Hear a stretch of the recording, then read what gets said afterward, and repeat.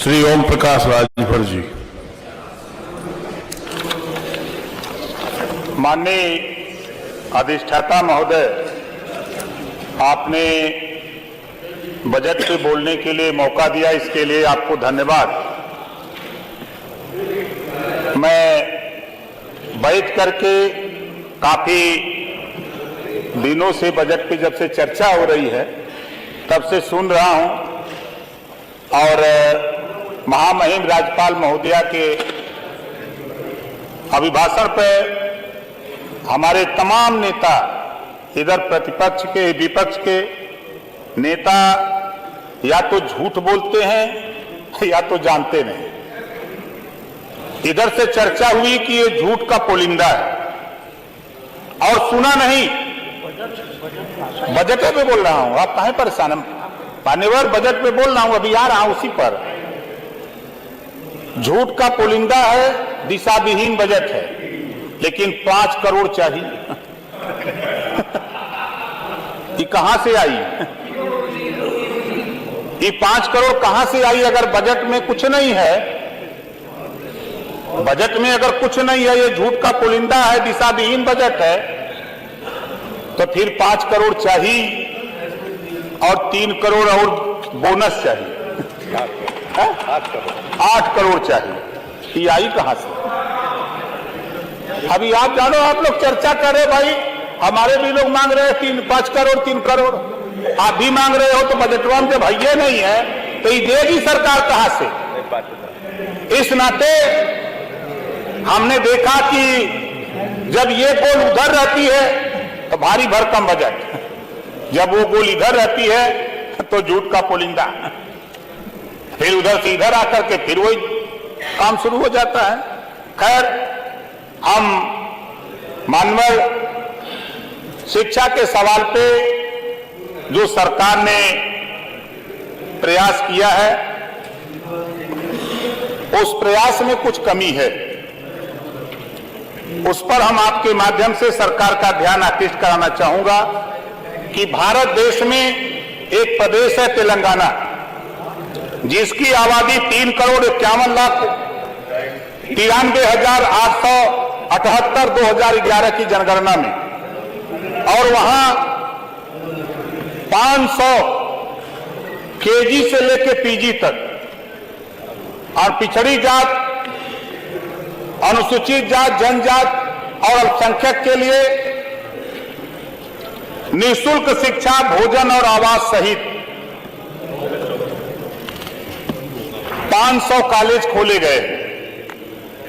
लेकिन इधर की भी हमारे अभी नेता प्रतिपक्ष बहुत विकास किए हैं, अच्छी बात है, विकास किया है, हम भी स्वीकार करते हैं। लेकिन शिक्षा के सवाल पे जिस जाति की बात आई है, जाति है कि जाति जाति नहीं, और चुनाव आता है तो जाति याद आ जाती है। वाह वाह वाह, क्या बात, बहुत बढ़िया।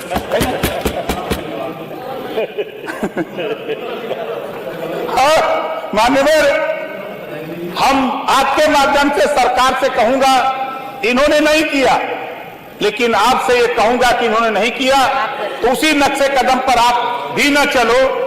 आप कम से कम तेलंगाना में एक प्रतिनिधि आप भेज करके वहां से पता करा लीजिए, आखिर में वो स्टेट इस तरह की व्यवस्था कैसे दे रहा है। उस व्यवस्था को यहां ला करके, शिक्षा जब तक समाज में नहीं होगी तब तक ना प्रदेश तरक्की करेगा ना देश तरक्की करेगा। इस नाते शिक्षा के सवाल पे जो बजट आया है, उस पूरे बजट में ये व्यवस्था नहीं है। मान्यवर, हमारी कोशिश है कि जिस तरह तेलंगाना में 500 केजी से पीजी तक कॉलेज खोल करके निःशुल्क चलाए जा रहे हैं, उसी तरह यहां भी वो व्यवस्था लागू होनी चाहिए। दूसरा, हमारा सरकार ने बहुत काम किया है, भू माफिया के नाम पर सरकार ने बहुत अच्छा काम किया है। मैंने भी इसको पढ़ा है। भू माफिया के नाम पर देखा कि इसमें प्रदेश में एंटी भूमाफिया पोर्टल पर 3,41,236 शिकायतें आई और 3,39,552 शिकायतें निस्तारित कर दी गई। मान्यवर, भूमाफिया के नाम पर हम डंके की चोट पे कहता हूं कि भूमिहीनों को उजाड़ने का काम हो रहा है, इसको भी आप दिखवा लीजिएगा। मान्यवर, ये पूरे प्रदेश का मामला है, कोई व्यक्तिगत हमारा नहीं है। जो भूमिहीन है, जो दशकों से बसा है, 50 साल, 60 साल, 100 साल से गांव सभा की जमीनों पर, सरकारी जमीनों पर, उसको गांव में ग्राम प्रधान की गोलबंदी की वजह से, जो गांव में प्रधानी को लेकर 4 गोल, 3 गोल, 5 गोल हुई है, इसके वजह से 1 गोल दरखास्त दे रही है और आदेश हो जा रहा है, उसको गिरा दिया जा रहा है, उसको भूमाफिया बना करके गिराया जा रहा है। इसको भी मान्यवर हम सरकार से चाहूंगा कि आप बहुत अच्छी प्रगति कर रहे हो, लेकिन उन भूमिहीनों के ऊपर जो भूमाफिया बना करके उनको गिराया जा रहा है, इस पे आप ध्यान अपना जरूर डालिएगा, ताकि ऐसे लोगों के ऊपर आए दिन घटनाएं सामने हमारे आती हैं, आपके भी हमारे तमाम सदस्यों के सामने आती होंगी। इस नाते भूमिहीनों को भूमाफिया बनाने का काम नहीं होना चाहिए। आगे हम चलते हैं। महिला हमने अब जोड़ा तो काफी बजट तो दिया है सरकार ने, लेकिन अब हम क्या कहें, आधी आबादी लोग कहते हैं, हम भी कहते हैं आधी आबादी है, लेकिन बजट तो बहुत लंबा है। लेकिन पूरे लंबा बजट में महिलाओं के विकास के लिए जहां आधी आबादी है, वहां 5,895 ही करोड़ सभी मदों में महिलाओं के लिए आपने दिया है। आधी आबादी को आपने बजट दिया। इस नाते महिलाओं के संबंध में मैं कहना चाहूंगा, मान्यवर, आधी आबादी है तो नौकरियों में इनको जब देश की सर्वोच्च कुर्सी पर राष्ट्रपति, प्रधानमंत्री की कुर्सी पर राष्ट्रपति, मुख्यमंत्री की कुर्सी पर राष्ट्रपति, डीएम की कुर्सी पर राष्ट्रपति सुशोभित कर सकती है और फाइटर प्लेन चला सकती है, तो महिलाओं को आप नौकरियों में 50% रिजर्वेशन कर दिया जाए, इनको कहीं जाने की किसी को जरूरत नहीं पड़ेगी, अपनी ये सुरक्षा खुद कर लेंगी। जिस सुरक्षा की बात हम उनकी चर्चा करते हैं, आज उठा करके देखिए शिक्षण संस्थाओं में आधी आबादी अगर महिलाओं की है, तो चाहे प्राइवेट हो चाहे सरकारी हो, आधी सीटें प्राइवेट हो चाहे सरकारी हो, वहां सीटें सुरक्षित कर दिया जाए महिलाओं को। इनको निःशुल्क पढ़ा करके, व्यवस्था देकर के इनको आगे बढ़ाने का काम किया जाए। हम इनको सुरक्षा की बात करते हैं, 75 साल बीत गए तो उस 75 साल से महिलाओं के विकास की ही बात करते हैं, इनको सुरक्षा की बात करते हैं। लोकसभा विधानसभा में ये मामला यहाँ का नहीं है, लेकिन हम चाहूंगा आपके माध्यम से मान्यवर प्रदेश सरकार से चाहूंगा कि लोकसभा विधानसभा में भी यहां से एक पत्र जाए कि महिलाओं को भी 50% सीटें आरक्षित कर दिया जाए, ताकि वो अपनी लड़ाई खुद लड़ सके, किसी के भरोसे न रहें। आगे मान्यवर, सरकार ने एक्सप्रेसवे बनाया। इस एक्सप्रेसवे में एक पूर्वांचल का आता है, उसका भी हम आनंद लेते हैं। हमारे विधायक जी हैं, बलिया से भी लेते हैं, अंबेडकर नगर के हैं, ये भी लेते हैं, मऊ के लेते हैं, सटे हुए कई जिलों के लोग लेते हैं। अब इधर जब हम जाते हैं कार्यक्रम करने के लिए, तो अखिलेश जी बनाए हैं आगरा एक्सप्रेसवे, उसका भी आनंद लेते हैं। अभी बुंदेलखंड जब से बना तब से हम गए नहीं है भैया।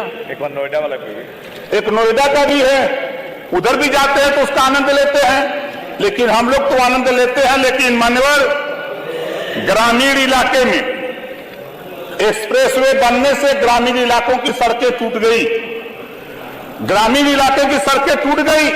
सरकार का ध्यान, चाहे सत्ता पक्ष हो चाहे विपक्ष हो, सबका ध्यान एक्सप्रेसवे पर खाली चर्चा हो रहा है कि हमने ये बना दिया, हमने ये बना दिया। अच्छा किया, आप चुनकर के जनता ने आपको भेजा, तो किस लिए भेजा? बिगाड़ने के लिए कि बनाने के लिए?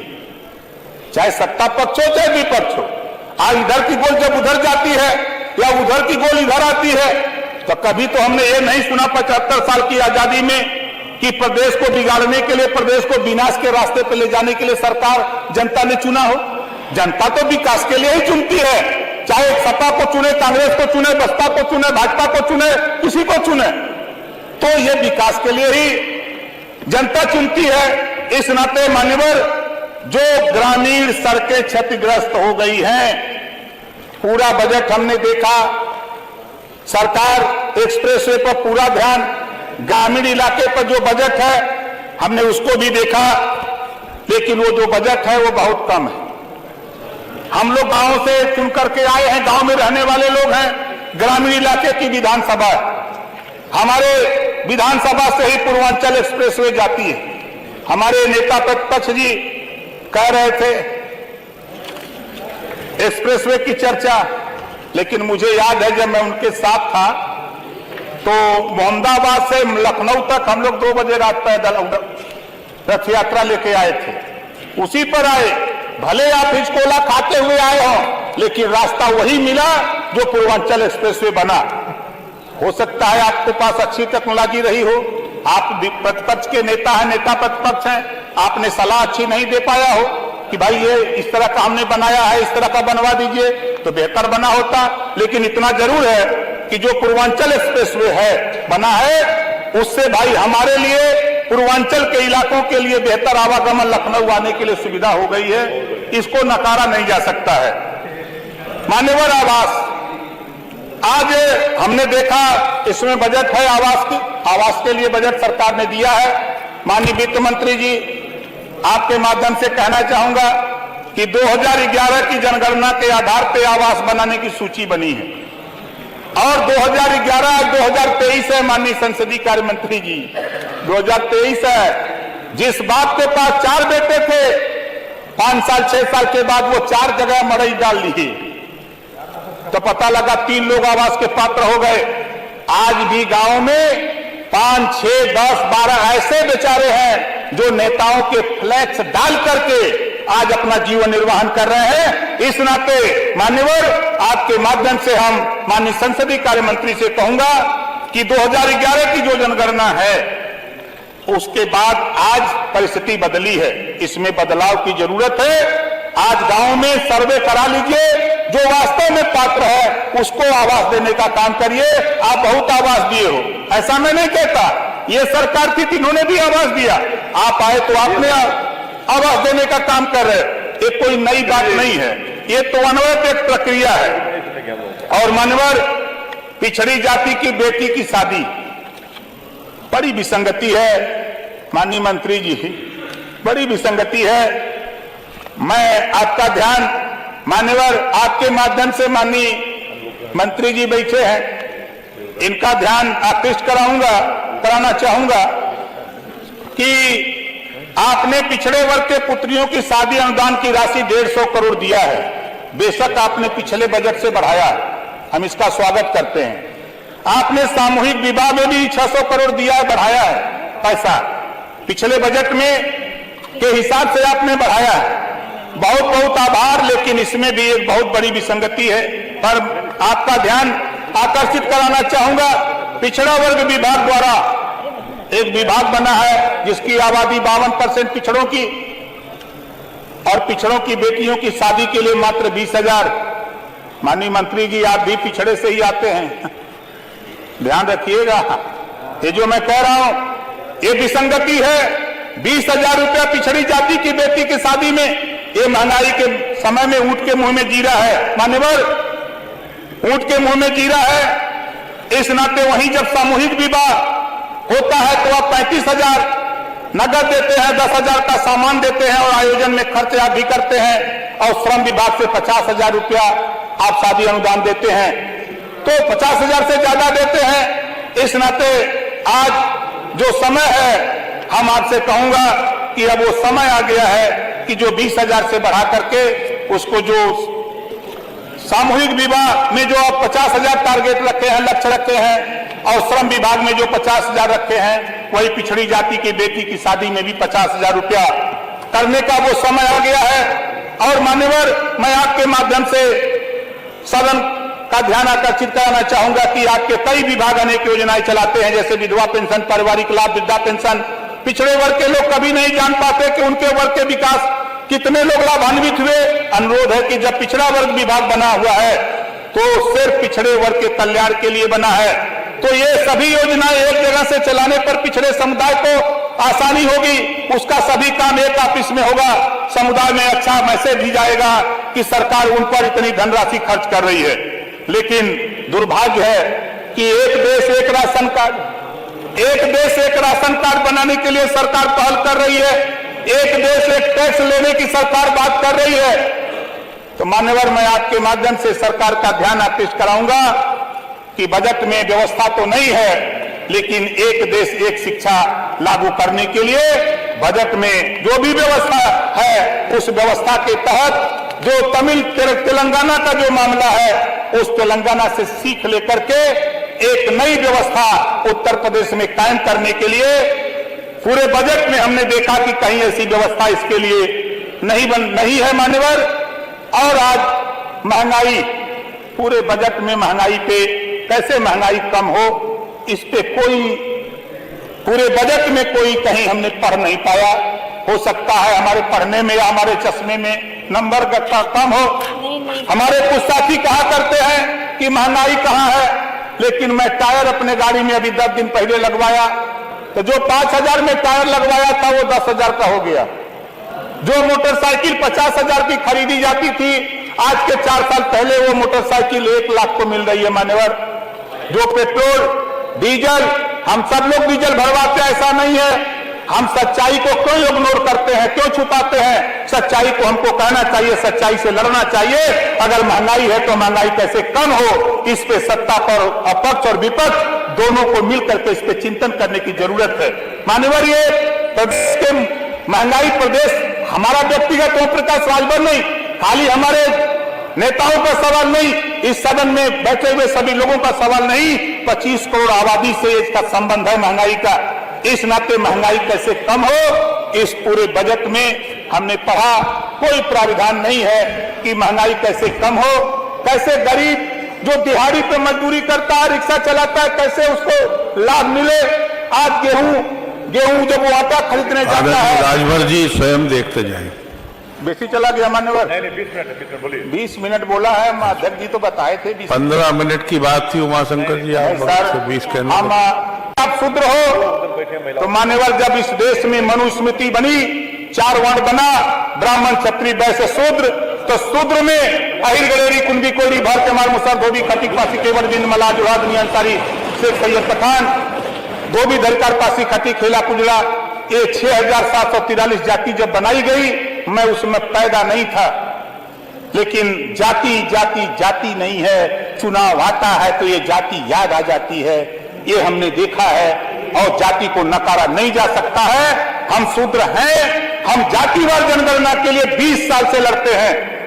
ये विपक्ष के जो हमारे प्रतिपक्ष के साथी, विपक्ष के लोग, चाहे हमारे बसपा के साथी हो, चाहे कांग्रेस के साथी हो, चाहे सपा के साथी हो, जब अकेले हम चिल्लाते रहे बाहर, कहीं किसी को सुनाई नहीं देता था।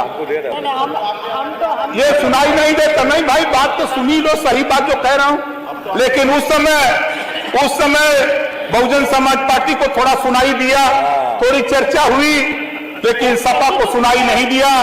कांग्रेस से सपा का गठजोड़ था, कांग्रेस से सपा का गठजोड़ था, उन्होंने प्रस्ताव दिया, इन्होंने सुना होगा, लेकिन मैं उस समय साथ में नहीं था, साथ नहीं बैठते थे, क्योंकि हम सदन से बाहर रहते थे। इस नाते जातिवार जनगणना के हम पक्षधर हैं। जब तक जातियों की गिनती नहीं होगी, तब तक मैं दावे के साथ कहता हूं, बंजारा, बहेलिया, राजभर, चौहान, बारी, बिहार, ऐसी जातियां जिनको कोई काम ही पेशा नहीं है। जैसे हमने देखा, इसमें पढ़ा विश्वकर्मा श्रम सम्मान योजना, जिसको कोई श्रम दिया ही नहीं गया तो उसको कौन सा काम देंगे भैया? तो उनको भी काम की व्यवस्था कराओ। मान्यवर, आपके माध्यम से हम सरकार का ध्यान आकृष्ट कराना चाहूंगा कि भर को कोई काम नहीं मिला है, भर को कोई काम नहीं मिला है, चौहान को कोई काम नहीं मिला है, बारी बिहार को कोई काम नहीं, बंजारा को कोई काम नहीं, और रघुवंशी को कोई काम नहीं, तो इनको भी कोई पैसा दिलाने का व्यवस्था बनाई जाए, ताकि ये भी अपना जीविकोपार्जन कर सके। इसी नाते हम पुनः नेताजी, जो नेता प्रतिपक्ष ने सवाल किया, उसका यही उत्तर है कि मनुस्मृति में जो वर्ण व्यवस्था बनी, उस हिसाब से हम शूद्र हैं। जो देश में जाति है, तहसीलों में जाति प्रमाण पत्र ठप्पा मार के दिया जाता है। जब तक तहसील में ठप्पा मार करके दिया जाएगा कि तुम भरो, चौहान हो, बिंदो, केवट हो, मल्लाह हो, ब्राह्मण, राजपूत, तब तक ओम प्रकाश राजभर जाति को मानता रहेगा। जाति की लड़ाई